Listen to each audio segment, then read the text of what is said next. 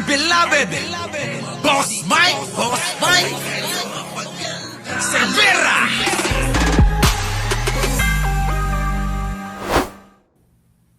Oh, ayan mga kababayan ko.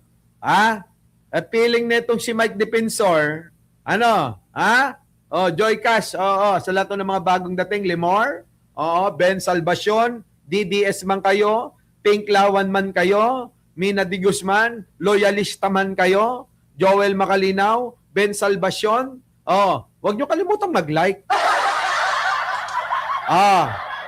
Sabihin, papuntahin nyo lahat na mga ganyan. Tuloy ang hearing ng Blue Ribbon sa June 16. May bagong 14 na kargador na testigo na naman daw. Pansinin nyo, sino si Mike Defensor para magdikta na magkaroon ng hearing sa Senado? Unang-una, hindi ho siya senador. Ikalawa, hindi naman siya Senate President. Ikatlo, hindi naman siya chairman ng Blue Ribbon Committee. Bakit ang pangalang Mike Defensor, ang nagngangalang Mike Defensor, ay pala desisyon?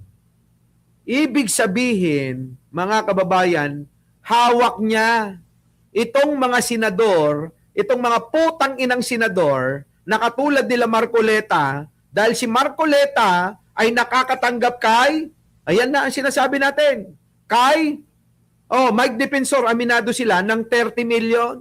Eto na ho, wala nang magawa ang senador na si Marcoleta dahil hawak na sa liig ni Mike Defensor. Kaya yung desisyon ni Mike Defensor, yun na ang nasusunod ngayon. Bukod sa bida-bida ang putang ina. Bukod sa bida-bida ang putang inan to, mga kababayan, nagagawa niya ng dumikta. Kasi, nakakatanggap ng pera itong ilang mga senador. Baka nga hindi si Marcoleta lang ang mga nakatanggap dyan, di ba? Kayo, naniniwala kayo mga kababayan? Si Marcoleta lang ang nakatanggap dyan? Ang lakas ng loob mga kababayan, no? Kita nyo? Para diktahan ang Senado na sabihin niya na magdesisyon siya ng may hearing daw sa June 16, merong special session na patawag ang Pangulo ng June 17. Kita nyo? Bastos ang bingot! Mga kababayan, sipin nyo, kinabukasan ng June 16, may patawag ang Pangulo. Ang patawag ng Pangulo ay special session para maisagawa na, maisakatuparan na yung mga naaantala na trabaho. Pero tong putang inan to, tignan nyo mga kababayan ko, dumidesisyon, pala desisyon na magkakaroon daw ng hearing yung Blue Ribbon Committee at ihaharap niya yung mga bagong testigo daw na hindi pa nga nalilinaw yung mga kasinungalingan na iba-iba na mga litanya nung 18 na kargador. Nakuha nyo mga kababayan? Sipin nyo maigi. Nakuha nyo? Hindi pa nga nalilinaw nga ni yung 18. Tapos eto na naman, meron na naman pinapaandar si Defensor.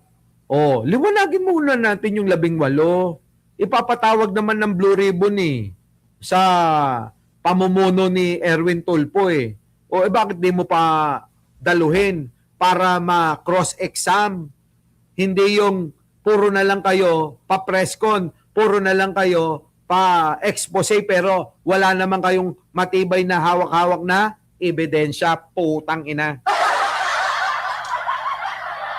Di ba mga kababayan ko? Madaling isipin ito, madaling unawain. Di ba? Ganyan. Sabi rito ni maraming maleta-maleta si Defensor. Yan na nga. Sabi ni Carlos, dapat yan tinutugis na si Defensor. Merong kaso yan. Di ba? DOJ at DILG, magtrabaho kayo. Yun na nga. Marilu Magante, ang dami pong pera ni Defensor Boss Mike. Parang nanalo sa loto panahon ni Gloria, di ba? Tumibati ba ng husto? Kaya nga yung mga yan, mga kababayan ko magpatayo ng bahay bengbangan ng pamilya, okay lang Kasi nga, malakas protektado ng mga tulad nila Marcoleta Di ba? Saan ka naman dyan? Protektado ng kampo ni Marcoleta. Alangan naman na, di ba? Just lang yan. Nakita niyo yung computation natin kung magkano kinikita nito? Milyon kada buwan. Saan? Sa bahay bengbangan pa lang yan, Addictos Rex. Bahay bengbangan pa lang, kumikita na sila ng daan-daang milyon kada buwan. Putik na yan, matindi, mga kababayan. Kita nyo? Dahil sa mga puday-puday na binibenta, mga kababayan, daming pera. Tapos pinapasa ngayon yung kanyang ginagawa kay Rapi tsaka kay Erwin Tulpo. Na kesyo babaero daw. Putang inang babaero, lahat kaming mga lalaki babaero kami. Lahat kami mahihilig sa babae, di ba? Wala namang tunay na lalaki na hindi mahilig sa babae.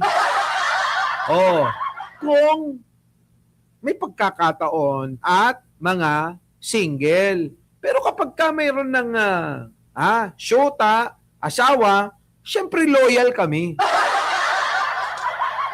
Loyal kami, di ba? Di ba?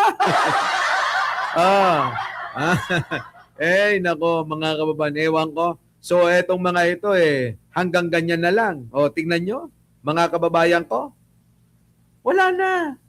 Wala na itong sila, Mike Defensor. Talagang gagawin lahat.